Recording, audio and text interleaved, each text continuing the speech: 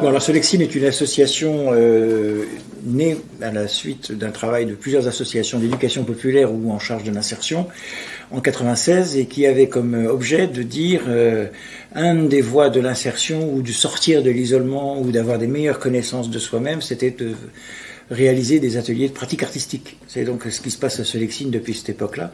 Donc des ateliers animés par des professionnels et qui permettent aux gens d'exprimer leur propre talent artistique.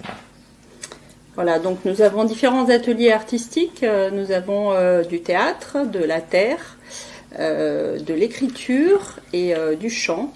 Voilà, les personnes viennent petit à petit se remettre en mouvement, s'exprimer à travers l'art.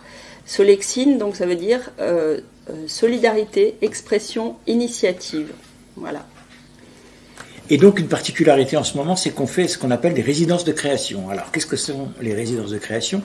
Eh bien on s'enferme, entre guillemets bien sûr, pendant plusieurs week-ends sur une thématique précise, avec une discipline artistique précise, avec des professionnels de la discipline reconnus, et on amène les gens à faire une création.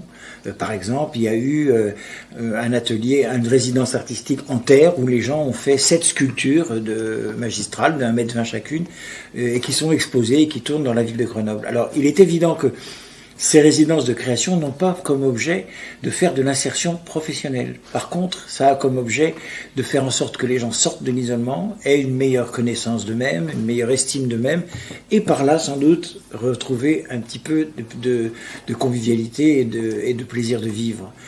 En sachant que sur les 100 adhérents de Solexine, nous n'avons plus de la moitié qui sont des gens en grande difficulté sociale, personnelle, psychique, et qui ont tout à fait besoin de cet événement pour continuer à exister. C'est